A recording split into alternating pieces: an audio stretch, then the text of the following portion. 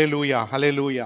இந்த நாள்ல கர்த்தருடைய வார்த்தையை பகிர்ந்து கொள்ளும்படிக்கு நம்ம மத்தியில ஒரு சகோதரர் இருக்கிறார், பிரதர் யாக்கூப். அவர் கரங்களை தட்டி நாம் எல்லோரும் வரவேற்கலாம். Brother Yaqub.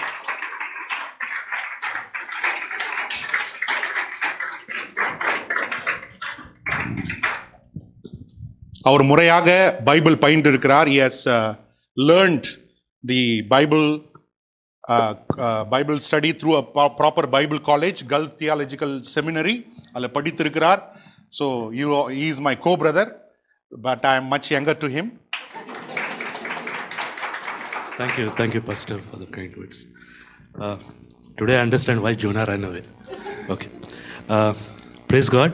We are so happy to be. Finally, we are finishing the year. இந்த இடத்துல இருப்பது மிக சந்தோஷம். எப்படியோ நாம் இந்த வருடத்தை முடிக்க போகிறோம். So we all must have started the year with some plans. நம்ம இந்த வருடத்தை ஒவ்வொருவரும் ஏதோ ஒரு திட்டத்தோடு தொடங்கினோம். For many this is the first year in Kuwait, no? அநேகராகிய உங்களுக்கு இதுதான் குவைத்தில் முதல் வருடம் இல்லையா? So you must have left your home, many plans. You must have thought, I will do this, I will do that. உங்கள் குடும்பத்தை விட்டு நீங்க வந்திருக்கிறீங்க, நிறைய திட்டங்கள் போட்டிருக்கலாம். இந்த வருஷத்துல இதை செய்வேன் அதை செய்வேன் என்று. Things may not have worked how you had planned. ஒருவேளை நீங்கள் திட்டமிட்டபடி காரியங்கள் உங்கள் வாழ்க்கையில நடக்காமல் போயிருக்கலாம். There was hiccups, we all know, no? There were so many problems. அநேக பிரச்சனைகள் வந்திருக்கலாம், நீங்க நினைத்தது நடக்க முடியாமல் போயிருக்கலாம். But the greatest thing is you did not give up. ஒரு பெரிய காரியம் என்னவென்றால் நீங்கள் தேவனை விட்டுவிடவில்லை. அல்லேலூயா. You did not give up. நீங்கள் விட்டுவிடவில்லை. So you kept the good fight, as 2 Timothy 4:7 says, like 2 தீமோத்தேயு 4:7 சொல்லுகிறது. 2 Timothy 4:7. 2 தீமோத்தேயு 4:7 சொல்லுகிறது.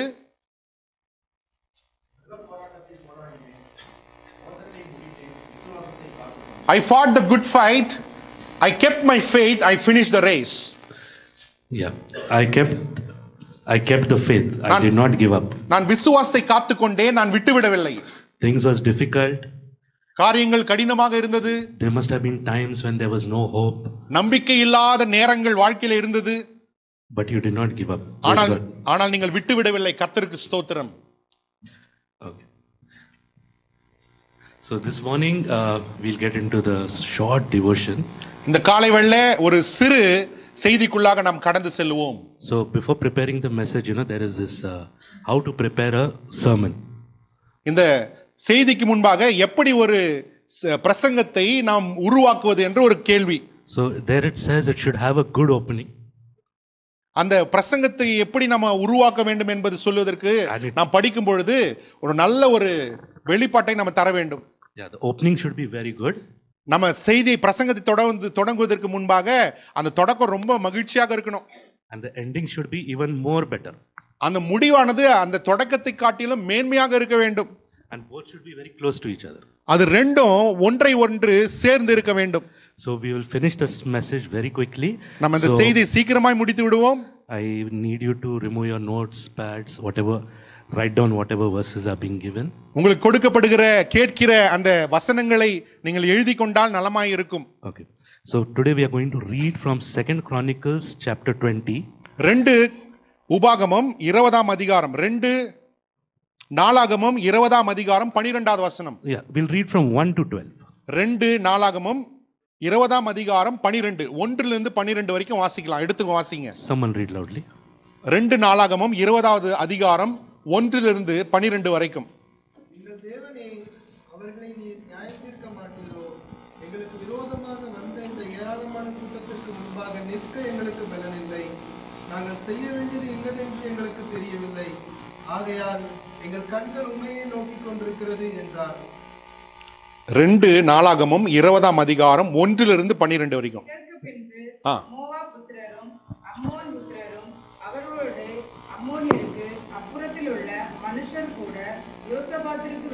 எல்லாரும் சேர்ந்து படிச்சா நல்லா இருக்கும். சேர்ந்து படிக்கலாமா?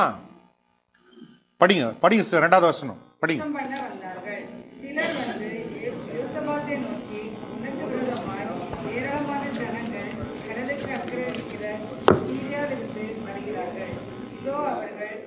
அவர்கள் எங்க ஆசோர் தாமாரில் இருக்கிறார்கள் என்று அறிவித்தார்கள்.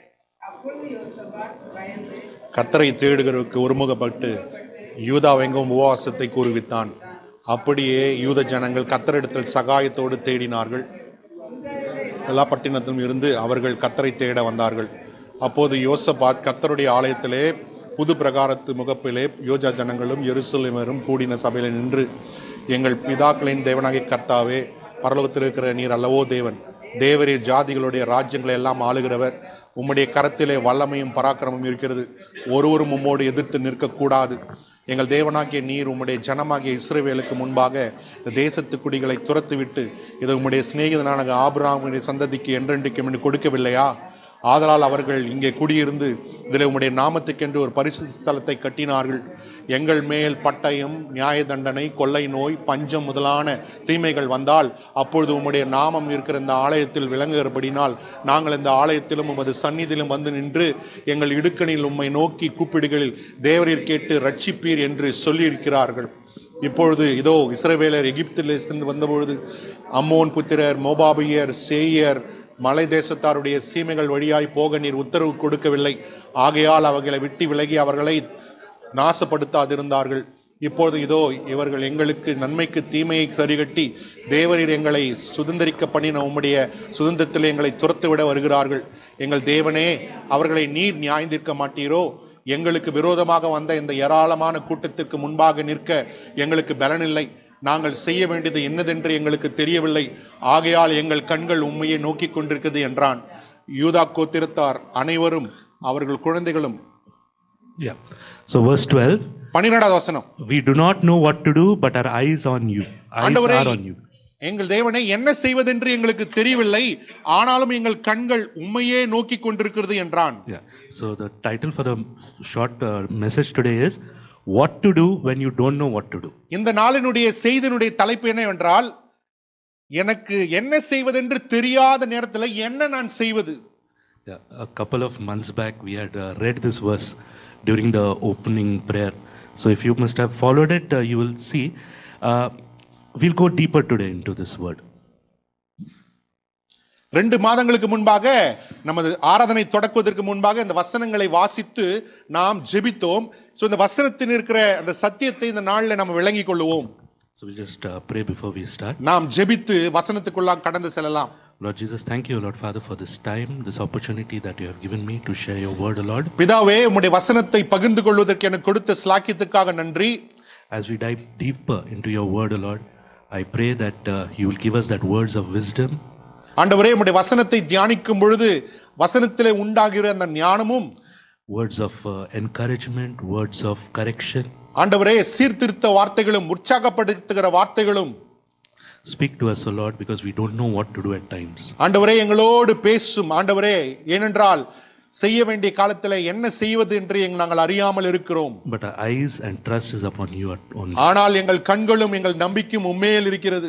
Okay, just a short brief of what is happening here. This is a part of Jehoshaphat's prayer. இது யெகோசபாத் ராஜா சத்துருக்கள் தங்களை எதிர்த்து வந்தபொழுது அவன் ஜெபித்த ஒரு ஜெபம். Okay, so Jehoshaphat is the 4th king. யெகோசபாத் 4வது யூத ராஜா. Yeah, he is the king of Judah. He is the 4th king of Judah. யூதா கோத்திரத்திலிருந்து வந்து இருக்கிற 4வது தலைமுறையின் ராஜாவானவர் யெகோசபாத். So after Solomon there are 4 people, then he is the king. சாலமோனுக்கு பின்பு வந்த 4வது ராஜா யெகோசபாத். Okay, so you can read more about him in First Kings when you go home. நீங்கள் வீட்டுக்கு போகும்பொழுது 1வது ராஜாக்கள் வாசிக்கும் பொழுது இந்த யெகோசபாத்தினுடைய காரியங்கள் அநேகத்தை நீங்கள் வாசிக்க முடியும். So if you see the history of Israel and Judah, most of the kings were bad, some were good. இஸ்ரவேல் ராஜாக்களுடைய வம்சாவழியும் யூத ராஜாக்களுடைய வம்சாவழிகளையும் நீங்கள் வாசித்து பார்த்தீர்களானால் நிறைய பேர் கெட்ட ராஜாக்களாக இருப்பார்கள், சில ராஜாக்களே நல்ல ராஜாக்களாக இருப்பார்கள். So he is one of the good kings. இந்த ராஜாக்களிலே இந்த யோசபாத் ஒரு நல்ல ராஜாவாக இருந்தார். Means 7 out of 10 you can give him. அவர்களுக்கு நீங்க 10க்கு 7 மார்க் கொடுக்கலாம். Yeah. So some good qualities of Jehoshaphat. யோசபாத்தினுடைய சில நற்குணங்களை நாம் பார்ப்போம். So the Lord was with him. If you read in 2 Corinthians 17:3, it says that he walked in the ways of his father David. தாவீதுனுடைய வழிகளிலே நடந்த ராஜாவாக யோசபாத் இருந்தான். தேவன் யோசபாத்தோடு இருந்தார். In 2 Chronicles 17:12 we see that he was a mighty man. 2 நாளாகமம் 17:12 வாசிக்கும் பொழுது அந்த வசனம் சொல்லுகிறது அவன் ஒரு பலத்த வீரனாக இருந்தான். Means he was a king who had a vast army with him. அவன் ஒரு பெரிய படையுடைய ஒரு சிறந்த ஒரு ராஜாவாக இருந்தான். And 18:1 says that he was a very wealthy king. 2 நாளாகமம் 18:1 சொல்லுகிறது அவன் ஒரு ஐஸ்வர்யனாக ராஜாவாக இருந்தான். So all the neighboring countries used to come and give him taxes. அவனை சுற்றியிருந்த இந்த தேசத்தாரெல்லாம் வந்து அவனுக்கு கப்பம் கட்டுவார்கள், வரி கட்டுவார்கள். So he cancelled all the idol worship and everything. In 19:4 if you read same 2 Chronicles, யூதா தேசத்தில் இருந்த எல்லா விக்கிர ஆராதனைகளையும் பில்லி சூனியர்களையும் அவன் எல்லாவற்றையும் ஒழித்து போட்டான். he brought reformation in the land. தேசத்திலே எழுப்புதலை இந்த யோசபாத் கொண்டு வந்தான். So he was a good man. அந்த ராஜா நல்லவனாக இருந்தான். He had some bad qualities. அவனுக்குள் சில கெட்ட காரியங்கள் இருந்தது. He became friends with Ahab. ஆகாபாகிய இஸ்ரவேல் ராஜாவோடு கூட அவன் சிநேகிதனாக மாறிவிட்டான். So who is Ahab? Ahab யார்? He is Jezebel's husband. Jezebel என்று சொல்லுகிற ஒரு பெண்ணினுடைய ஒரு கணவர். Jezebel is the one who killed prophets for fun. இந்த எசபேல் என்கிற அந்த ஸ்திரீயானவள் விளையாட்டிற்காக தேவனுடைய தீர்க்கதரிசிகளை கொலை செய்கிறவள். I'm also becoming like Brother Prince, I think. I'm going to deep into it. Okay. So what happens? This king has a problem. இந்த ராஜாவுக்கு ஒரு பிரச்சனை இருந்தது. So he was sitting nicely. All of a sudden, there are 3 countries who come to attack him. அந்த தேசத்துல எல்லாம் சமாதானமாக போய் கொண்டிருந்தது. திடீரென்று ஒரு நாள் 3 ராஜ்யங்கள் இந்த யூதா ராஜ்யத்துக்கு விரோதமாக படையெடுத்து வந்தார்கள். அவர் சும்மா உட்கார்ந்து நின்றா 3 பேர் வந்துட்டாங்க சண்டை போடுறதுக்கு. அவர்கள் சும்மாக இருந்தார்கள். இந்த 3 தேசத்தார் இந்த யூதா தேசத்துக்கு விரோதமாக படையெடுத்து வந்தார்கள். It happens with us also, no? We are doing our work, people come and irritate us. நம்முடைய வாழ்க்கையில சில வேலையில பார்க்கிறோம், நம்ம சும்மா நம்ம வேலையை பார்த்து கொண்டிருக்கிறோம். திடீர்னு வந்து நமக்கு எதிராக ஜனங்கள் எழும்புகிறார்கள். சும்மா போய் நின்றோ யாரனா வந்துட்டு வந்து சொல்லிட்டு மூட் ஆஃப் பண்ணிடுறாங்க. நம்முடைய காரியங்களை செய்து கொண்டிருக்கிறோம், திடீர் யாராவது வந்து நம்முடைய வாழ்க்கையிலே இடைபடுகிறார்கள். So Jehoshaphat had the same problem. யோசபாத்துக்கு இப்படி ஒரு பிரச்சனையை அவன் சந்தித்தான். I'm talking in Tamil also, sorry. The Moabites, Ammonites and Mennonites. மோபாபியர்கள், அம்மோனியர்கள், மேனனைட்ஸ் என்று சொல்லுகிற அந்த 3 தேசத்தார் யூதா தேசத்துக்கு விரோதமாக படையெடுத்து வந்தார்கள். So that is the time when Jehoshaphat does this prayer. அந்த நேரத்தில் தான் அந்த யோசபாத் இப்படி ஒரு ஜெபத்தை ஏறெடுக்கிறார். His prayer is, we don't know what to do. அவருடைய ஜெபம் என்னவென்றால், ஆண்டவரே இந்த சூழ்நிலையில என்ன செய்வது என்று எனக்கு தெரியவில்லை. So let's see what to do when you don't know what to do. So அதனால இந்த நாளினுடைய செய்தியில நம்ம செய்வது அறியாது இருக்கிற நேரத்தில் என்ன செய்ய வேண்டும் என்ற அந்த சத்தியத்தை இந்த நாளில் நாம் தியானிப்போம். So if you know what to do and you're not doing it, நீங்கள் என்ன செய்ய வேண்டும் என்று அறிந்திருந்தும் அதை செய்யாதே போவீர்களானால், then you can contact pastor, he will come and talk to you. அது பாவமாக இருக்கும்.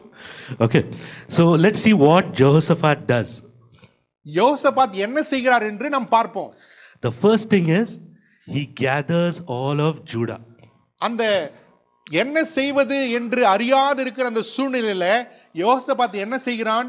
அந்த யூதா ஜனத்தை எல்லாவற்றையும் ஒன்று கூட்டுகிறார். So it is written very well. We read that, no? It is he assembles Judah.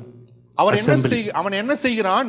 யூதா கோத்திரத்தில் இருந்த எல்லா ஜனங்களையும் ஒன்றாக கூட்டி சேர்க்கிறான். So the Greek word for assembly is ecclesia, which is church. கூட்டி சேர்ப்பது என்பதனுடைய கிரேக்க பதம் என்னவென்றால் எக்லேசியா, அதனுடைய அர்த்தம் என்னவென்றால் சபை. So the first thing when you don't know what to do, the answer can be found in a church. எனக்கு என்ன செய்வதென்று நான் அறியாது இருக்கிற அந்த சூழ்நிலையில எனக்கு பதில் வேண்டும் என்றால் நீங்கள் பதிலை கண்டுபிடிக்க வேண்டிய இடம் முதலாவது சபை கூடுதல். Your answers can be found in a church. உங்களுடைய கேள்விக்கு பதில் சபையிலே கண்டுபிடிக்கப்படும். So what is a church? சபை என்றால் என்ன? For many, those who are not in a church, the outside world, for them it is a building, it is a structure. சபையை குறித்தும் சபைக்கு வெளியே இருக்கிறவர்களின் குறித்தும் நீங்கள் சபைக்கு என்னவென்று கேட்டால் அவர்கள் சொல்லுவார்கள் அது ஒரு building. So, what is the identity of the church? How do you explain church? சபையினுடைய அடையாளம் என்ன? ஒரு சபையை குறித்து எப்படி விளக்கம் தருவீர்கள்? So, according to the word of God, வசனத்தின்படியே சபை என்றால் if you read in Romans 12, 3 and 8, it is the body of Christ. ரோமர் 12ஆம் அதிகாரம் 3 எடுத்து 8 வரைக்கும் நீங்கள் வாசித்து பார்த்தீர்களானால் சபை என்றால் அது கர்த்தருடைய சரீரம். It is the bride of Christ. இது கிறிஸ்துவினுடைய சரீரம். It is the family of God. அது தேவனுடைய குடும்பம். House of God. அது தேவனுடைய வீடு. Living temple of God. ஜீவனுள்ள தேவனுடைய ஆலயம் என்று அழைக்கப்படுகிறது. But again, the church is not the building. சபை என்பது கட்டிடம் அல்ல. Then what is the church? பின்பு சபை என்றால் என்ன? You are the church. நீங்கள் சபையாக இருக்கிறீர்கள். We are the hallelujah. church. நீங்கள் சபையாக இருக்கிறீர்கள். This is our identity. இதுதான் நம்முடைய அடையாளம். We are the bride of Christ. நாம் கிறிஸ்துவினுடைய மணவாட்டிகளாக இருக்கிறோம். We are part of the body of Christ. நாம் கிறிஸ்துவினுடைய சபையினுடைய அங்கமாக இருக்கிறோம். So, what is the purpose of the church then? சபையினுடைய நோக்கம் என்றால் என்ன? If you and me, if we are the church, what is the purpose of the church? நீங்களும் நானும் சபை என்று சொல்லுவோமானால் இந்த சபையினுடைய நோக்கம் என்ன? குறிக்கோள் என்ன? So, we can read Ephesians 3:10. எபேசியர் 3ஆம் அதிகாரம் 10வது வசனத்தை நாம் வாசிப்போம். எடுத்துங்க வாசிங்க. எபேசியர் 3:10.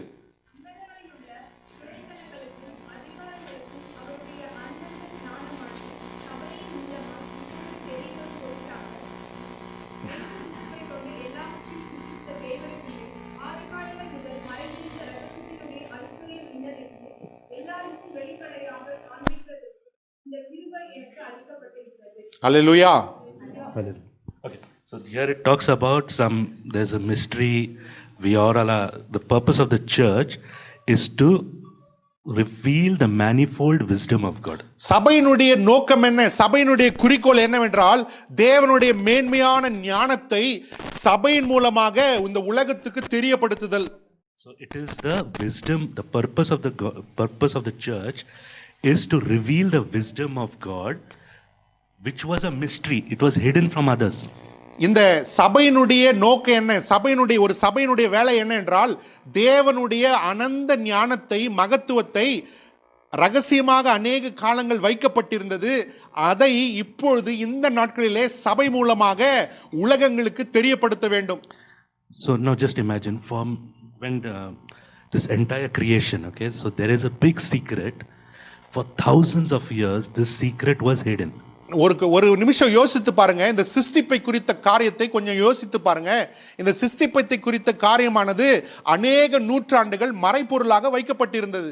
There's a big secret that was hidden from maybe millions of years from the time of creation, but it is revealed to the church. அநேக கோடிக்கணக்கான வருஷங்களாக இந்த சிருஷ்டிப்பின் ரகசியமானது மறைத்து வைக்கப்பட்டிருந்தது. ஆனால் சபை மூலம் சபைக்காக இந்த சிருஷ்டிப்பின் ரகசியமானது வெளிப்படுத்தப்பட்டது. So this secret has been revealed to you. இந்த ரகசியமானது சபையாகிய உங்களுக்கும் அறிவிக்கப்பட்டிருக்கிறது. So the word says that in English it is the manifold wisdom of God. கர்த்தருடைய வசனம் இப்படியாய் சொல்கிறது, தேவனுடைய எண்ணி முடியாத மகத்துவமான ஞானம். So manifold wisdom of God means the actual translation is multi-layered wisdom of God. இந்த கர்த்தருடைய ஞானம் என்று சொல்லும் பொழுது பல வர்ணமான பல கோணங்களிலே பார்க்கக்கூடிய தேவனுடைய அந்த ஞானம். So with your mind, if you think it is this, it is something else. நம்முடைய சிந்தையில யோசித்து பார்ப்போம் இதுதான் அப்படி என்று. அப்படி அல்ல, அது தேவனுடைய ஞானமானது வேறு விதமாக இருக்கும். It's like onion, multi layers. எப்படி நம்ம அந்த வெங்காயத்தை எடுத்துக்கொள்கிறோம், அதுமே எப்படி அது ஒவ்வொரு லேயர்ஸ் இருக்குதோ அது போல தேவனுடைய ஞானமானது விளங்கி கொள்ள முடியாது. So what is this mystery of God that say David did not know? தாவீதும் அறிந்தில்லாத இந்த தேவனுடைய தேவத்துவத்தினுடைய ரகசியம் என்ன? A man after God's own heart did not know the secret. தேவனுடைய இருதயத்துக்கு பிரியமான தாவீதே கண்டுபிடிக்க முடியாத இந்த கர்த்தருடைய அந்த ரகசியம் என்ன? Abraham, a friend of God, did not know the secret. தேவனுடைய சிநேகிதனான ஆபிரகாமுக்கும் வெளிப்படுத்தப்படாத இந்த தேவனுடைய ரகசியம் என்ன? Moses, a servant of God, did not know this secret. தேவனுடைய உண்மையும் முத்தமான ஊழியக்காரனாக மோசேக்கும் அறிவிக்கப்படாத இந்த தேவனுடைய ரகசியம் என்ன? But this secret has been revealed to a small child in the church. ஆனா இந்த ரகசியமானது சிறு பிள்ளைகளாகிய நமக்கும், இந்த சபையில் இருக்கிற நமக்கும் தேவன் வெளிப்படுத்தியிருக்கிறார். அல்லேலூயா. We need to understand, as a church, Jesus Christ was revealed to us. நம்ம சபையாக புரிந்து கொள்ள வேண்டும், இயேசு கிறிஸ்துவாகிய தேவன் நமக்கு வெளிப்படுத்தப்பட்டிருக்கிறார். அல்லேலூயா. We have what others did not have. யாருக்கும் கொடுக்கப்படாத அந்த ஈவு நமக்கு கொடுக்கப்பட்டிருக்கிறது. If Jesus was revealed, if Jesus was revealed during the to King David, during the times of the kings and things like that, ஒருவேளை இயேசு கிறிஸ்து தாவீதுக்கோ ஆபிரகாமுக்கோ வெளிப்படுத்தப்பட்டிருந்தால், the history we see now would have been totally different. The world would have been a different place. நாம் பார்க்கிற இந்த உலகம் வித்தியாசமாக இருந்திருக்கும், நாம் வாழ்கிற இந்த வரலாறானது வித்தியாசமாக இருந்திருக்கும். Okay, so we are seeing the importance of the church. Okay, நாம் சபையினுடைய முக்கியத்துவத்தை குறித்து தியானித்துக் கொண்டிருக்கிறோம். According to the Bible timeline, there's this biblical timeline. We are currently in the church age. சபையினுடைய கால அட்டவணைப்படி இப்பொழுது நாம் சபையினுடைய அந்த காலத்தில் இருக்கிறோம்.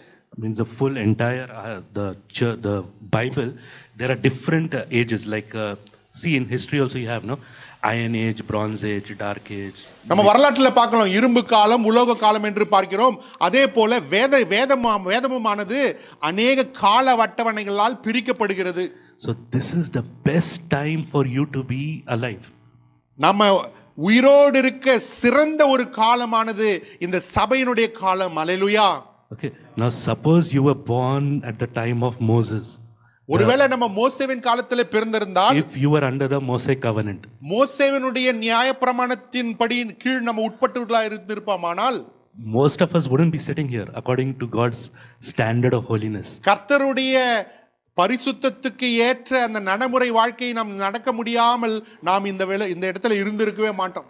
But God's plan was revealed to us, God's mercy to us, that He revealed His Son to us. ஆனால் கர்த்தர் நம்மேல் இரக்கம் பாராட்டி தம்முடைய ஒரே குமாரனாகிய இயேசு கிறிஸ்துவை நமக்கு வெளிப்படுத்தி இருக்கிறார். We have received grace. நாம் கிருபை பெற்றிருக்கிறோம். அல்லேலூயா. We have received abundant mercy. நாம் அளவில்லாமல் இரக்கங்களை தேவனிடத்திலிருந்து பெற்றிருக்கிறோம். அல்லேலூயா. We heard so many testimonies, na? நாம் இந்த நாள்ல அநேக சாட்சிகளை குறித்து கேட்டோம். So those who did not understand the Tamil testimonies, wonderful testimonies, our brothers and sisters. ஒருவேளை நீங்க தமிழ் உங்களுக்கு விளங்கவில்லை என்றால், இவங்க சொன்ன ஒவ்வொரு சாட்சியும் அற்புதமான சாட்சி. How God has been kind to them. எப்படி தேவன் இவர்களுடைய வாழ்க்கையிலே தயவு உள்ளவராக இருக்கிறார் என்பதை அவர்கள் சாட்சி மூலம் வெளிப்படுத்தினார்கள். So the purpose of the church is to reveal Christ to the world. சபையினுடைய நோக்கம் என்ன என்றால், கிறிஸ்துவை உலகத்துக்கு வெளியரங்கமாய் காட்ட வேண்டும். So many times we say, now what is a church for? நம்ம சில நேரத்துக்கு என்னத்துக்குப்பா சபை என்று சொல்லுகிறோம். So Winston Churchill, there was this famous dialogue, na? Ask not what your country can do for you, ask what you can do for your country. Winston Churchill என்று அந்த இங்கிலாந்து பிரதமர் அருமையாய் ஒரு கூற்றை சொன்னார். தேசம் எனக்கு என்னங்க செஞ்சது என்று கேட்பதை விட, நான் என்ன தேசத்துக்கு செய்ய முடியும் என்று கேள்வி கேட்க So வேண்டும். let's just twist it. What can the church do for you? அதே கூற்றை நாம் மாற்றி கேட்போம். சபை எனக்கு என்னங்க பண்ணுது, அதை விட்டு சபைக்கு நான் என்ன செய்ய வேண்டும் என்று யோசிங்க. What am I supposed to do for the church? நான் சபைக்கு நான் என்ன செய்ய வேண்டும் என்று கேளுங்கள்.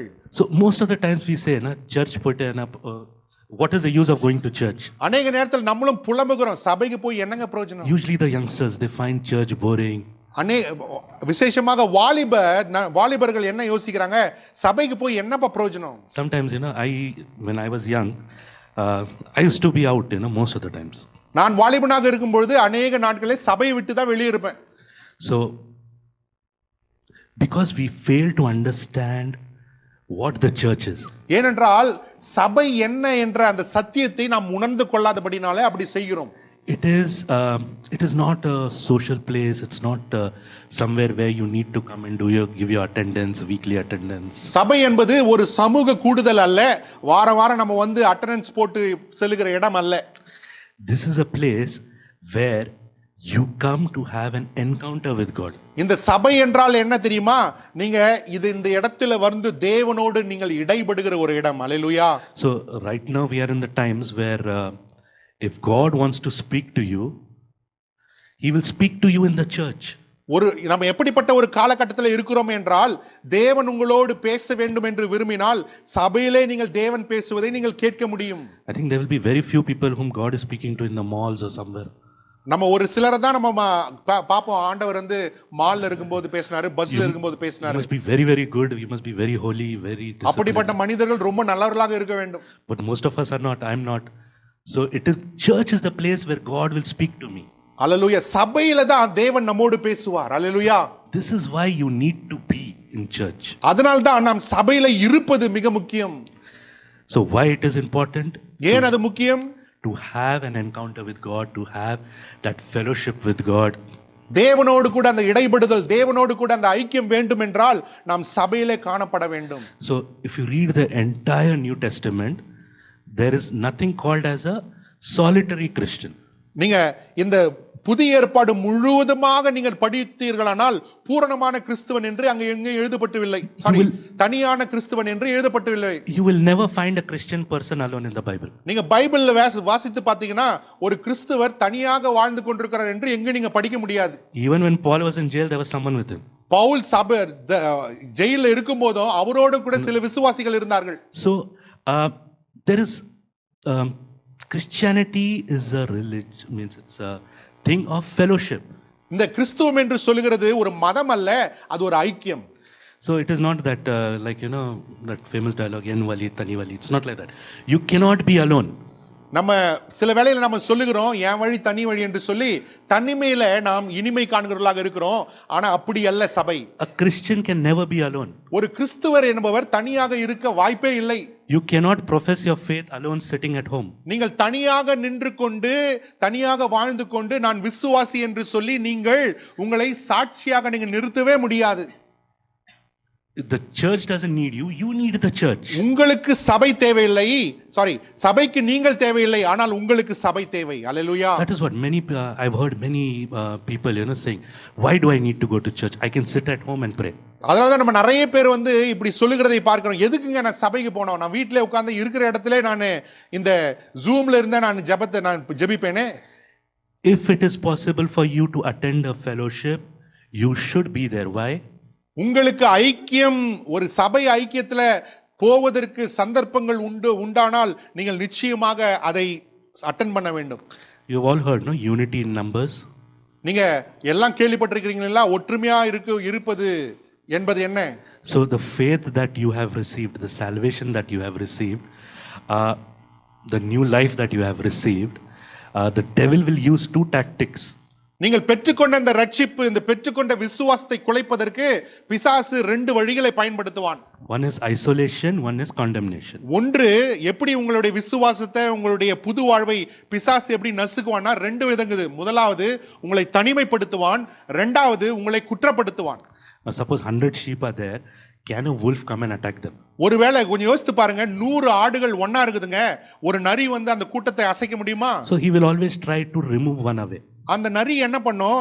அந்த 100 ஆட்டு கூட்டத்தில் இருக்கிற ஒரு ஆட்டை தனிமைப்படுத்தி அதை வேட்டையாடும். We have seen in National Geography that deer running behind, cheetah running behind the deer. நீங்க பார்த்திருக்கீங்களே, அந்த NGC சேனல்ல பார்த்திருப்பீங்கன்னா அந்த நரியானது, அந்த சிங்கமானது அந்த இறைக்கு பின்னாக, தனியாக இருக்கிற இணைக்கு பின்னாக ஓடுவதை நாம் பார்க்கிறோம். So you be very careful of this tactic, isolation.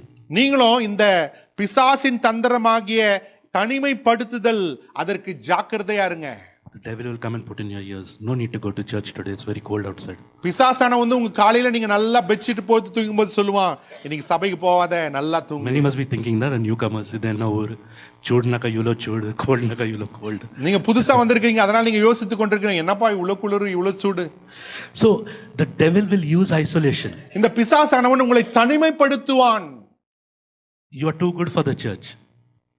நீங்க ரொம்ப சபைக்கு நீங்க தேவையில்லை. Means he will condemn. Why do you need to go there? The people are not good. இன்னொரு விதம், பிசாசு உங்களை வஞ்சிக்கிற விதம் என்ன என்றால் உங்களை குற்றப்படுத்துவது. அங்க இருக்கிற ஜனங்களாம் சரியில்லை. The message was for me only.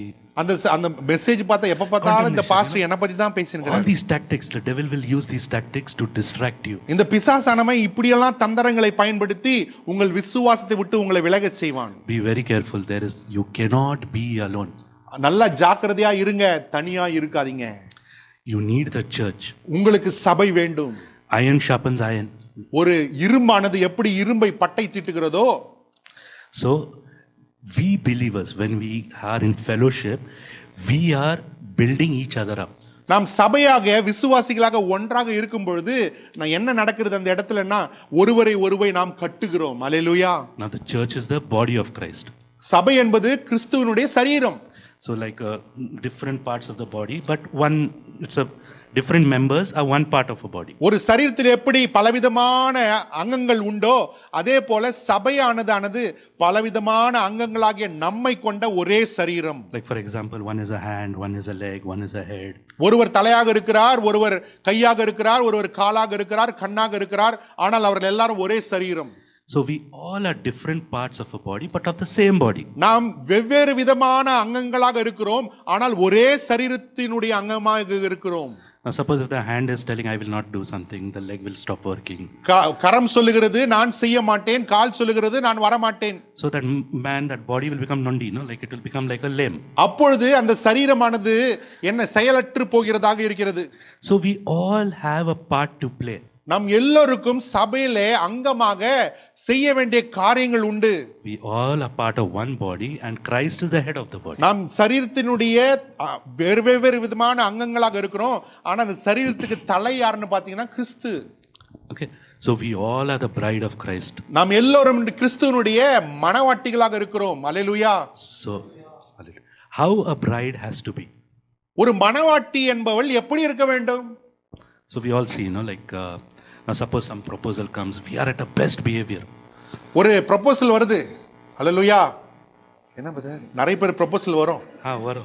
வரும் நிறைய சிஸ்டர் ப்ரொபோசல் வரும். அல்லேலூயா. அப்போ பார்க்கணும் எவ்வளோ so good we become, you know, we hide all our flaws. Amen. We try to change ourselves. அந்த ப்ரொபோசல் வரும்போது அந்த வாலிபனுடைய அந்த நடக்கையை பாருங்க கொஞ்சம். We go out of our way to impress the other person. அல்லேலூயா. அப்படி ட்ரெஸ் பண்ணுவோம், அப்படி மேக்கப் பண்ணுவோம். ப்ரப்போஸ் பண்ண வரவங்களே என்ன ஆயிடுவாங்க, ஃபர்ஸ்ட் நோ சொல்ல மாட்டாங்க, எஸ் தான் சொல்லிடுவாங்க. I remember I used to come all the way from Khaitan to Salmia by bus, 2 buses. Hallelujah. Sister அவளுடைய மனைவி ப்ரப்போஸ் பண்றதுக்கு கல்யாணம் பண்றதுக்கு முன்னாடி 2 பஸ் மாறி பிரதர் வருவாரு. சாப்பாடு இல்ல. Okay, forget that. So we do all that for Christ. We are the bride of Christ. So ஒரு சாதாரண உலகத்திலே இப்படி இருக்க வேண்டும் என்றால் கிறிஸ்துவுக்காக நாம் இப்படிப்பட்ட காரியங்களை செய்ய வேண்டும். So we need to go out of our way. நாம் நம்முடைய சுயத்தை விட்டு வெளியரங்கமாய் தேவனுக்காக காரியங்களை செய்யணும். It is not easy. அது சாதாரண காரியம் அல்ல. What we do for Christ is not easy. கிறிஸ்துவுக்கு என்ன செய்கிறோம் என்பது சாதாரண விஷயம் அல்ல. Okay, so then we are the family of God. The church is the family of God. மூன்றாவது சபை என்பது தேவனுடைய குடும்பம். So which family does not have problems? எந்த குடும்பத்துல பிரச்சனை இல்லைங்க. Every family has a problem. எல்லா குடும்பத்திலும் பிரச்சனை இருக்குது. But they come together. ஆனாலும் குடும்பமாக அவர்கள் எப்போதும் ஒன்றாக இருப்பார்கள். So now the church needs to be united. சபையானது ஒரு மனதோடு இருக்க வேண்டும். So the church is the house of God. சபையானது தேவனுடைய வீடு. So in every house there is a father who is the head. ஒவ்வொரு வீட்லயும் தகப்பன் இருக்கிறாங்க, தாய் இருக்கிறாங்க.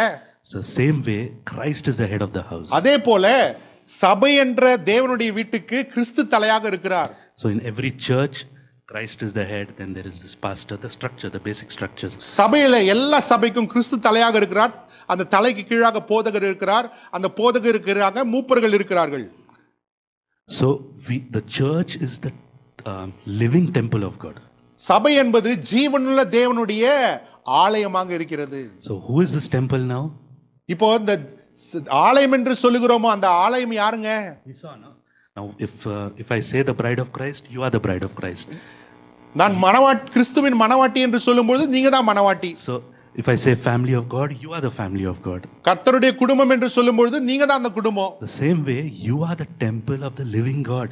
அதே போல தேவன் வாழுகிற ஆலயமாகவும் நீங்கள் இருக்கிறீர்கள். So how this temple has to be? இந்த ஆலயமானது எப்படி இருக்கணுங்க?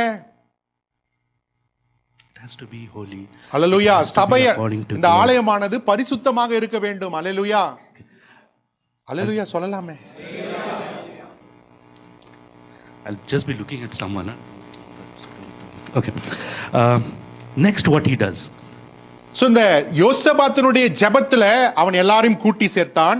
ரெண்டாவது அவன் என்ன செய்தான் என்று நாம் பார்ப்போம். The second thing what we see in his in that what we read is that he prays. ரெண்டாவது காரியம் யோசபாத் செய்வது, என்ன செய்வது என்று அறியாத நேரத்தில் என்ன செய்வது என்று தேவனிடத்தில் அவன் தேடின பொழுது ரெண்டாவது காரியம் என்ன செய்தான்னா அவன் ஜெபித்தான். Don't ever neglect your prayer. உங்கள் ஜெபத்தை ஒருபோதும் விட்டு விடாதீர்கள். அல்லேலூயா. Sometimes it's not easy. Sometimes we miss praying. அநேக நேரத்தில் ஜெபம் பண்றது கடினம் தான். நாம் ஜெபத்தை விட்டு விடுகிறோம். Now the devil will not allow you to pray. அநேக நேரங்களில் பிசாசு நீங்கள் ஜெபிப்பதற்கு அனுமதிக்க மாட்டான். Now I and a brother have a particular day and time when we pray, but something will happen on that day. நம்ம குடும்பமாக ஜெபிக்கிற ஒரு காலங்கள் உண்டு. அந்த குறிப்பிட்ட நேரத்தில் ஏதாவது நடக்கும். So prayer is very very important part of a Christian. ஒவ்வொரு கிறிஸ்துவனுடைய வாழ்க்கையிலும் ஜெபமானது இன்றியமையாத ஒரு இடத்தை பிடித்திருக்கிறது. So if you are not praying, you are not a Christian. நீங்கள் ஜெபிக்காத மனிதனாக இருந்தால் நீங்கள் கிறிஸ்துவனாக இருக்கவே முடியாது. Prayer has to be your first response. உங்க வாழ்க்கையில ஒரு சூழ்நிலையோ ஒரு எதிர்ப்பட்ட காரியங்கள் நடக்கும் பொழுது ஜெபமானது நீங்கள் கையாளுகிற முதலாவது காரியமாக இருக்க வேண்டும். It should not be your last resort. ஜெபமானது நீங்கள் கடைசியாக எல்லாவற்றையும் முயற்சி செய்துவிட்டு சரணடைகிற ஒரு இடமாக ஜெபம் இருக்கக்கூடாது. Now for example, we see in Jehoshaphat's life, he was a mighty man. யோசபாத் வாழ்க்கையை கூட எடுத்து பாருங்க. அவன் மிகவும் பலசாலியான யுத்த வீரன், பெரிய படம் இருக்கு அவங்க கிட்ட. A normal person, what he would have done, okay, enemies are there, I will go check my weapons, I will go check all the people, I will tell them to start working out, exercise, get ready for the battle. வேற ஒரு மனுஷனா இருந்தா என்ன பண்ணிருப்பான்? நம்ம கிட்ட இவ்வளவு படம் இருக்குது, நான் என்கிட்டயும் பலம் இருக்குது, நான் போய் எல்லா வெப்பன்ஸையும் நான் ரெடி பண்றேன் என்று சொல்லி யுத்தத்துக்கு அவன் ஆயத்தப்படுவான். But what he does instead is he gathers the people and he prays. ஆனால் யோசபாத்தோ அந்த பலத்தை பார்க்கலங்க. அவன் கூட்டத்தை ஜனங்கள் எல்லாம் கூட்டி சேர்த்து அவர்களுக்கு ஜெபிக்கும்படி கேட்டுக்கொண்டான். So prayer has to be the first thing I do before doing anything else. நாம் எதை செய்வதற்கு முன்பாக நாம் செய்ய வேண்டிய முதலாவது காரியம் என்னவென்றால் ஜெபித்தல். Most of the times after doing everything we come, God please correct it. நாம் எல்லாவற்றையும் செய்து முடித்து விட்டு சில பேர் என்ன பண்ணுகிறோம்?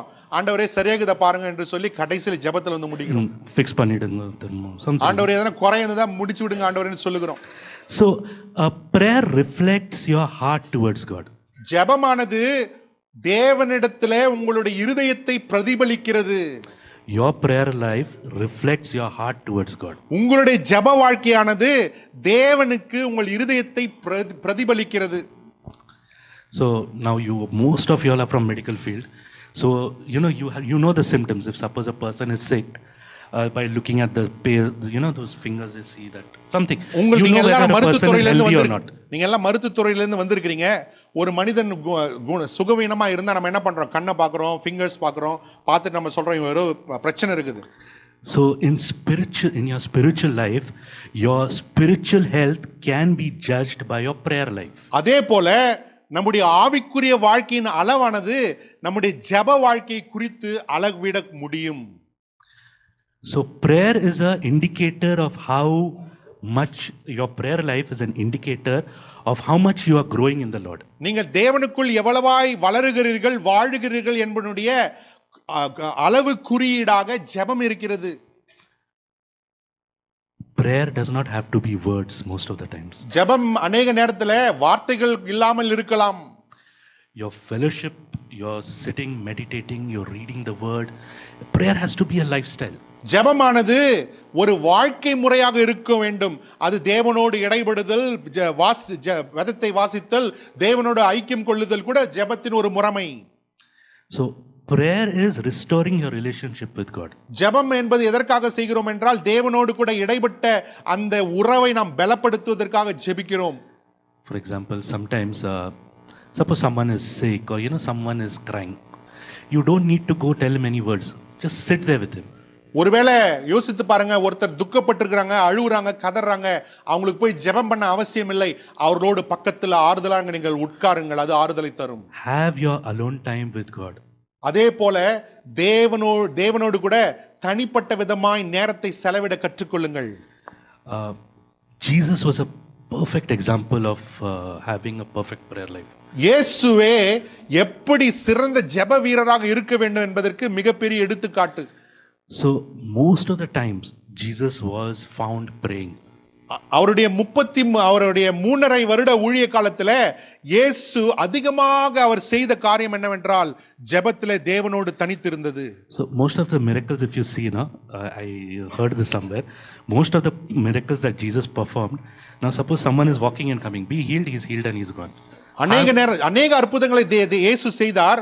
எப்படி செய்தார் என்றால், யாரனா வந்தாங்கன்னா, அவங்க சுகவீனமா வந்தாங்கன்னா இயேசு அவங்கள பார்த்து சொல்லுவாரு, நீ சுகப்படுவாயாக என்று சொல்லுவார். அவர்கள் உடனே சுகப்பட்டு விடுவார்கள். It's 30 seconds for a miracle. ஒரு அற்புதம் நடக்கிறதுக்கு 30 செகண்ட் தான். But 4 hours prayer for that 30 seconds of miracle. அந்த 30 வினாடிகள் அற்புதம் நடப்பதற்காக இயேசு ஏற்கனவே 4 மணி நேரம் மலையிலே ஜெபித்திருந்தார். அல்லேலூயா. So the more you pray, the more situations will change. அதனால் நாம எவ்வளவாய் நீங்கள் ஜெபிக்கிறீர்களோ அவ்வளவாக உங்கள் வாழ்க்கை சூழ்நிலைகள் மாறும். அல்லேலூயா. Okay, God will not change. தேவன் மாற மாட்டார், You will change. நீங்கள் மாறுவீர்கள். So in this coming new year, let us pray that may there be an increase in our prayer life. இந்த புது வருடத்துல நாம் இப்படியாய் ஜெபிப்போம், ஆண்டவரே என்னுடைய ஜெப வாழ்க்கையிலே பெருக்கத்தை தாரும். Because as a church, we need to be there praying for others. சபையாக நாம் மட்டும் ஜெபிப்பதில்லை, மற்றவர்களுக்காகவும் ஜெபிக்கிறவர்களாக இருக்க வேண்டும். For most of us, even for me, prayer means shopping list for God. அநேக நேரத்துல ஜெபம் என்று சொல்லுவோமானால் நாம் தேவனிடத்துல என்ன பண்றோம், ஒரு ஷாப்பிங் லிஸ்டை கொண்டு போய் கொடுக்கிறோம். This, that, most of the times. அநேக நேரம் I'm guilty of it most of the அநேக times. நேரத்துல என்ன பண்றோம், ஆண்டவரே இதை கொடுங்க, அதை கொடுங்க, சுகப்படுத்துங்க எதுன்னு சொல்லி ஆண்டவரிடத்துல கேட்டுக்கொண்டு தான் இருக்கிறோம். So prayer is thanking God. ஜெபம் என்பது தேவனுக்கு ஸ்தோத்திரம் செலுத்துதல். Prayer is, praising Him. ஜெபம் என்பது தேவனை துதித்தல். James 1:5 says that we don't have because we don't know how to ask. யாக்கோபு 1 அதிகாரம் 5வது வசனம் சொல்லுகிறது, நம்மிடத்தில் இல்லை ஏனென்றால் நாம் கேட்கவில்லை. Jesus' disciples, one thing, very good thing. They could have asked, formula to make stone into bread, or they could have asked how to make gold. But the thing that they asked was, teach us how to pray. இயேசுவினிடத்தில் சீஷர்கள் கல்லை அப்பமாக மாற்ற கேட்கவில்லை, பாம்பை மீனாக மாற்றும்படி கற்றுத்தாரும் என்று கேட்கவில்லை. சீஷர்கள் இயேசுவினிடத்தில் வந்து எங்களுக்கு ஜெபிக்க கற்றுத்தாரும் என்று கேட்டார்கள். So the importance of prayer.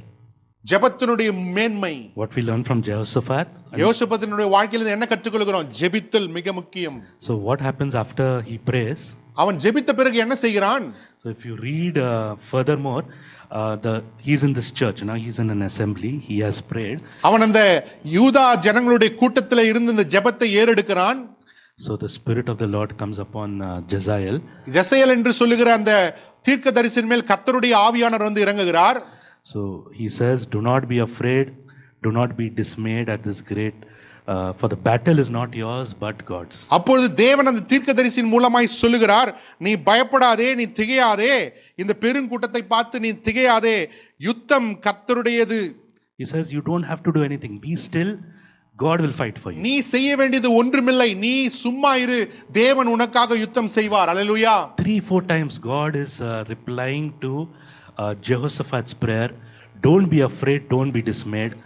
It is not your battle, it is my battle. 3-4 வழியாக தேவன் பதில் சொல்லுகிறார், நீ பயப்படாதே, நீ திகையாதே, இது என்னுடைய யுத்தம் அல்ல, நீ சும்மா இருப்பாய், நான் யுத்தம் செய்வேன், யுத்தம் என்னுடையது என்று தேவன் சொல்லுகிறதை நாம் பார்க்கிறோம்.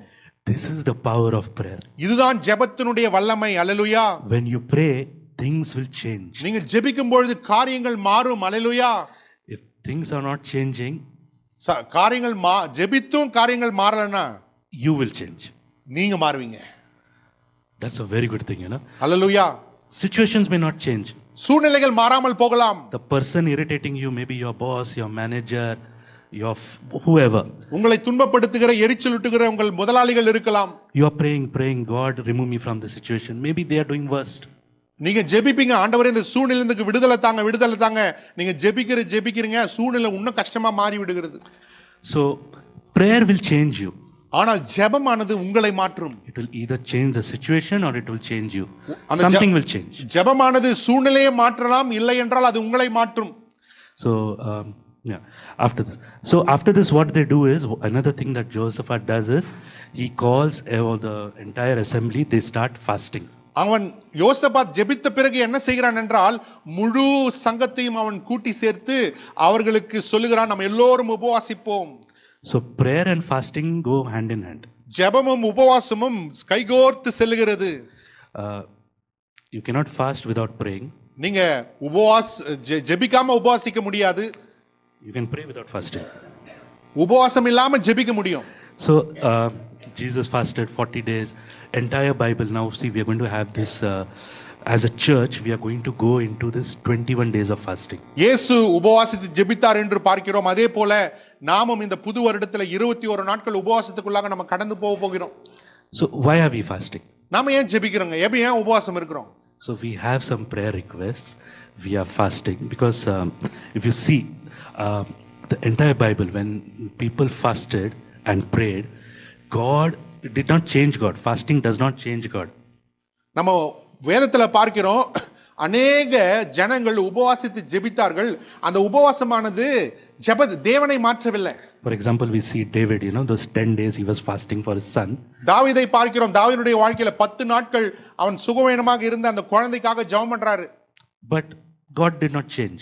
உபவாசித்து ஜெபிக்கிறாரு, ஆனா தேவன் மாறலங்க. The son dies. அந்த பிள்ளை மரித்து போகிறான். Okay. So, but then we see the people of Nineveh, another example. Nineveh பட்டணத்தாரை பார்க்கிறோம். God sends Jonah, I am going to destroy Nineveh. யோனாவை தேவன் அனுப்புகிறார். எதுக்காக அனுப்புகிறார்னா, இந்த நினிவே பட்டணத்தை நான் கவிழ்த்து போடுவேன் என்று தேவன் அனுப்புகிறார். So the king of Nineveh, all the people, even the cattle, they fast. Nineveh பட்டணத்தினுடைய ராஜாவும் அவனுடைய ஜனங்களும் மிருக ஜீவன்களும் கூட என்ன பண்ணுச்சான்? உபவாசம் இருந்து தொடங்கினாங்க. So God relents, God shows his mercy towards Nineveh. தேவன் அவருடைய நியாய தீர்ப்பை மாற்றி அந்த தேசத்தாருக்கு இரக்கத்தை காட்டினார். So fasting is a very wonderful thing. உபவாசம் என்பது மிக அற்புதமான ஒரு காரியம். There are many types of fasting. I think Pastor will share that later. But it's good to fast. உபவாசிப்பது நல்லது. பக்கத்துல இருக்கிறவங்க பார்த்து சொல்லுங்க, உபவாசிப்பது நல்லது. Okay. So, yeah. So another thing that he does is worship. அடுத்த மூன்றாவது காரியம் அவன் செய்வது என்னவென்றால் அவன் கர்த்தரை ஆராதித்தான். அல்லேலூயா. Okay. The battle is not yet come. The enemies have not yet come. This is what he does. When he doesn't know what to do. சத்துருக்களை இன்னும் சந்திக்கவில்லை, யுத்தம் இன்னும் தொடங்கவில்லை, ஆனா இவன் என்ன செய்றான்? ஆராதிக்க தொடங்குகிறான். He has already started praising God. அவன் யுத்தம் தொடங்குவதற்கு முன்பாகவே தேவன் ஜெயம் கொடுத்து விட்டார் என்று தேவனை ஆராதிக்க தொடங்கினான். அல்லேலூயா. So for us, worship is very important. நமக்கு அதே போல ஆராதனை என்பது மிக மிக முக்கியம். The purpose of our existence is worship. நாம் எதற்காக நாம் உண்டாக்கப்பட்டிருக்கிறோம், ஜீவிக்கிறோம் என்பது ஆராதிப்பதற்கென்றே. So we all come to church so that we can worship together. நாம் எல்லாரும் சபைக்கு வருவது நாம் ஒன்று கூடி தேவனை ஆராதிப்பதற்காக. But your worship begins much more before that. It begins at your home. இங்க வந்து நம்ம ஆராதிக்கிறோம் என்று அது அல்லங்க, நீங்க சபைக்கு வருவதற்கு ஆயத்தப்படுகிறீங்க பாருங்க, அப்பவே உங்க ஆராதனை தொடங்கி விட்டது. அல்லேலூயா. Your worship begins when you are alone. உங்களுடைய ஆராதனை நீங்கள் தனியாக இருக்கும் பொழுதே தொடங்குகிறது. So it is not that you have to wait one full week to come and worship in church. நீங்க அடுத்த வெள்ளிக்கிழமை வந்து இங்க ஆராதிப்பதற்காக நீங்க காத்திருக்க வேண்டாம். நீங்க இருக்கிற இடத்துல இருந்தே தேவனை ஆராதிக்க முடியும். Every day worship should be a second nature to us. இந்த ஆராதனை என்பது நம்முடைய இரண்டாவது குணமாக நம்முடைய வாழ்க்கையில இருக்க வேண்டும். So worshiping God is it is your service towards God. Like worshiping God is, how to explain it?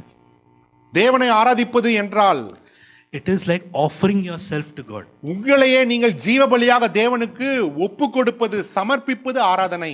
Your worship is offering yourself as a living sacrifice to God. உங்களையே நீங்கள் ஜீவ பலியாக ஒப்பு கொடுப்பது தான் ஆராதனை. So usually in churches, there are 3 types of worshippers. சபையில எப்பொழுதுமே 3 விதமான ஆராதனைக்காரர்களை நம்ம பார்க்க We முடியும். all are worshippers, right? We all are worshiping here. We are all are worshippers. நம்ம எல்லாம் கர்த்தரை இந்த இடத்துல ஆராதிக்கிறோம், நம்ம ஆராதனைக்காரர்கள். Not to offend everyone, I'm one of them. So there is 3 types of category. One is 3 விதமான ஆராதனைக்காரர்களை சபையில நாம் பார்க்க முடியும். how much ever let the music be there, how much ever they will just sit quietly. முதலாவது தரத்தார் எப்படி இருப்பாங்கன்னா, என்ன மாதிரி மியூசிக் வாசித்தாலும் சரி, என்ன மாதிரி பாட்டு பண்ணாலும் சரி, அவங்க கல்லு மாதிரி அசையாது இப்படியே இருப்பாங்க. Full spirit is moving, but they are just sitting. ஆவியானவர் அசைவு இருக்கும், அங்க ஆனா வந்து அவங்க அப்படியே அசையாம இருப்பாங்க. No kai tattu, no nothing. அவங்க கையும் தட்ட மாட்டாங்க, கையும் தூக்க மாட்டாங்க. So another category is there. ரெண்டாவது கூட்டத்தார் இப்படி இருக்கிறாங்க. They will see what the other person is doing. அடுத்தவங்க என்ன பண்றாங்க அதை பார்த்து கொண்டிருப்பாங்க. You know, he is worshipping, sitting, standing, very fidgety. அவங்க பார்த்து இப்படி இப்படி பார்த்து கொண்டிருப்பாங்க. I sit back, so I see everything. அவரு பின்னாடி உட்கார்ந்து இப்படி தான் இருக்கு பார்த்து கொண்டிருக்கிறாரு. Okay, so there is one category that forgets everything. மூன்றாவது தரத்தார் என்ன பண்றாங்கன்னா எல்லாவற்றையும் அவங்க மறந்து விடுகிறார்கள். God is a spirit. They that worship him must worship him. கர்த்தர் ஆவியாக இருக்கிறார், அவரை ஆராதித்து தொழுது கொள்ளுகிறவர்கள் ஆவியோடு உண்மையோடு தொழுது கொள்ள So கடவர்கள். what kind of a worshipper are you? நீங்கள் எப்படிப்பட்ட ஆராதனைக்காரர்? Are you worshiping God for your unanswered prayers? நீங்கள் தேவனுக்கு பதிலே கிடைக்கல ஆண்டவரே, அந்த பதில் எப்படியாவது வரும் அதுக்காக கர்த்தரை ஆராதிக்கிறீங்களா? Are you a person who is worshiping God? You deserve my worship no matter what. இல்லை என்றால் ஆண்டவரே என் வாழ்க்கையில என்ன நடந்தாலும் பரவாயில்ல, நீர் ஆராதனைக்குரியவர் என்று சொல்லி அவரை ஆராதிக்கிறவர்கள். Whatever my situation, என்ன சூழ்நிலை இருந்தாலும் பரவாயில்ல, I will not give up on worshiping you. உம்மை ஆராதிப்பதை நான் ஒருபோதும் நிறுத்த மாட்டேன் என்று சொல்கிறவர்களா? So yeah, time is. So there are many other things you can learn. Like how Jehoshaphat was spirit-led, his faith in God. Many things we can learn from the small portion of his gratitude. இந்த குறிப்பிட்ட இந்த வேத பாதகத்திலிருந்து எப்படி யோசபாத்தினுடைய வாழ்க்கையிலிருந்து அவன் எப்படி ஜெபித்தான், எப்படி ஆராதித்தான், அவனுடைய தாழ்மை என்ன, எப்படி ஆவியினால் நடத்தப்பட்டான், எப்படி அவன் ஸ்தோத்திரம் செலுத்தினான் என்று அவனுடைய வாழ்க்கையிலிருந்து நிறைய சத்தியங்களை நாம் கற்றுக்கொள்ள முடியும். How being a king, he was humble enough to say, I don't know what to do. அவன் ராஜாவாக இருந்தும் அவன் சொல்றான், ஆண்டவரே எனக்கு ஒன்னும் தெரியாத ஆண்டவரே, என்ன செய்யுதுன்னு தெரியாது என்று சொல்லுகிற அளவுக்கு அவனுக்குள் தாழ்மை இருந்தது. How he was vigilant. He knew the enemy is coming. அவனுக்கு நன்றாக கவனமாக இருந்தான், சத்துரு வருகிறான் என்பதை அறிந்து கொண்டான். Most of us, we don't know who our enemy is also. நம்மள அநேகம் பேருக்கு நமக்கு எனிமி யாருன்னே நமக்கு தெரியல. We don't know the difficult time that we are in. நம்ம எப்படிப்பட்ட கஷ்டமான காலகட்டத்தில் வாழ்ந்து கொண்டிருக்கிறோம் என்பது கூட நமக்கு தெரியல. Last week we heard the message, there is these false messiahs which have come out. நம்ம கடந்த வாரத்தில் ஒரு செய்தி கேட்டோம், கள்ள தீர்க்கதரிசிகளும் கள்ள போதர்களும் வருகிற காலம். So we need to be very vigilant. நாம் ஜாக்கிரதையா இருக்கிற காலத்தில் இருக்கிறோம். Whom we are associating with, where we are sitting. நாம் யாரு கூட ஐக்கியமாக இருக்கிறோம், எங்கு போய் உட்காருகிறோம் என்பதில் கவனமாக இருக்க வேண்டும். So the church, சபை, is it only this church or other churches also? நம்ம சபையை மாத்திரம் குறித்து பேசுகிறோமா, எல்லா சபையும் குறித்து பேசுகிறோமா? All churches need to, we all are a body of Christ. சபையாகிய நாம் எல்லோரும் கர்த்தருடைய சரீரமாக இருக்கிறோம். We should not waste time, இது எந்த கூட்டோ அது கூட்டோ, I don't know. நம்ம I'm also part of it sometimes. அவங்க அந்த குரூப், நாம இந்த குரூப், அவங்க கூட சேரலாம், அவங்க கூட பேசக்கூடாது என்று சொல்லி நம்ம ஒருவரை குற்றப்படுத்துவதை நாம் விட்டு விடுவோம். So we need to think, what our purpose is. Revealing Christ to the world. So சபையாகிய நாம் நம்முடைய எதற்காக ஏற்படுத்தப்பட்டிருக்கிறோம் என்ற நோக்கத்தை நன்றாக புரிந்து கொள்ள வேண்டும். எதற்காக நாம் ஏற்படுத்தப்பட்டு இருக்கிறோம் என்றால் உலகத்திற்கு கிறிஸ்துவின் ரகசியத்தை, மகிமையை வெளிப்படுத்துவதற்காக. We all were called to win souls. நாம் எல்லோரும் ஆத்துமாக்களை ஆதாயப்படுத்தும்படி அழைக்கப்பட்டிருக்கிறோம். We are not called to win arguments, prove doctrines. நாம் நம்ம மதத்தை குறித்து, இயேசுவை குறித்து, வார்த்தை குறித்து வாக்குவாதம் பண்ணி அவர்களை ஜெயிப்பதற்கோ தோற்பதற்கோ நாம் அழைக்கப்படவில்லை. ஆத்துமாக்களை ஆதாயப்படுத்துவதற்கு நாம் அழைக்கப்பட்டிருக்கிறோம். So as we conclude, now that we know what to do when we don't know what to do. இப்பொழுது நாம் ஒருவேளை புரிந்து கொள்ள முடியும், ஒருவேளை நான் என்ன செய்வதென்று அறியாதிருக்கிற நேரத்தில் என்ன செய்ய வேண்டும் என்று இந்த சத்தியத்தை கொண்டு நாம் புரிந்து கொள்ள வேண்டும். So the question is, when to do now? ஒரு கேள்வி உங்களுக்கு வைக்கிறேன், உங்களுக்கு தெரியாத நேரம், ஒண்ணுமே செய்ய தெரியலையே, எப்படி என்ன செய்யறது, எப்ப செய்யணும் என்று சொல்லி நாம் கற்றுக்கொள்ள வேண்டும். So first I did not know what to do. Today I came to know what to do. So when should I do? முதலாவது என்ன செய்வது என்று தெரியல, இந்த செய்தி கேட்ட பிறகு என்ன செய்வது என்று நான் கற்றுக்கொண்டேன். இப்போ ரெண்டாவது எப்ப அதை நான் செய்ய வேண்டும். So there's this joke which I heard, I need to finish with it, otherwise I will. So there was this young boy, so every night he used to get a dream, ஒரு வாலிபன் இருந்தான், ஒவ்வொரு இரவும் அவனுக்கு ஒரு சொப்பனம் வரும். So in his dream there were this group of donkeys who used to come and play football. அவனுடைய சொப்பனத்துல ஒரு கூட்டமாக ஒரு கழுதைகள் வந்து football ஆடுவாங்களாம். So 1 day, 2 days, he's very worried and he goes to the doctor. அந்த கனவு டெய்லி வந்து வந்து வந்து அவனை தொல்லைப்படுத்தினபடினால டாக்டர் கிட்ட போனாரு. So the doctor hears his problem and he tells, okay, take these medicines, you'll become all right. Doctor வந்து அவர் சொல்றாரு, இந்த மெடிசன் எடுத்துக்கப்பா, உங்க பிரச்சனை எல்லாம் மாறிடும். So that boy says, doctor, is it okay if I eat the medicine tomorrow? அந்த பையன் கேக்குறான், டாக்டர் இந்த மெடிசனை வந்து நான் நாளைக்கு சாப்பிட்டா பரவாயில்லையா அப்படின்னு So கேக்குறான். the doctor is confused. Why? அந்த டாக்டர் கேக்குறாரு, இவன் வந்து குணமாவறதுக்கு தேடி வந்தான், நான் மெடிசன் கொடுத்துட்டேன், இன்னைக்கு எடுக்காம இவன் நாளைக்கு எடுக்கிறான். So the boy says, today the donkeys are having their final match. அவன் உடனே சொல்றான், இன்னைக்கு இந்த கழுதைங்களுக்கு ஃபைனல் மேட்ச் இன்னைக்கு. So today is the day when you should do what you are required to do. அதனால் இந்த நாளே நீங்கள் என்ன செய்ய வேண்டுமோ அதை செய்ய வேண்டிய நாள். அல்லேலூயா. Don't wait for tomorrow. நாளைக்கு காத்திருக்காதீங்க. Don't wait, I will start praying from 1st January. அதனால 2025 1ஆம் தேதியில இருந்து நான் ஜெபிக்கிறேன் அப்படின்னு சொல்லி காத்திருக்காதீங்க. I will change my life, I will do a U-turn. Today is the time, now is the time. அடுத்த 1ஆம் தேதி நான் மாறுறேன், திரும்பிடுறேன் என்று சொல்லி பல்ட்டி அடிக்கிறேன் என்று சொல்லி காத்திருக்காதுங்க. இன்னைக்கே வந்து மாறுகிற நேரம், மாற்றுகிற நேரம். So God bless you all for may this word touch each and every one of you. கர்த்தர் உங்களை ஆசீர்வதிப்பாராக. இந்த வசனம் உங்களை ஆசீர்வாதமாக இருப்பதாக. So anytime you think of not doing something, remember the donkeys. எப்பாவது நீங்க என்ன செய்யணும்னு தெரியாம யோசித்து இருக்கீங்கன்னா கழுதையை ஞாபகப்படுத்திக் கொள்ளுங்க. Over to Pastor to அல்லேலூயா. நம்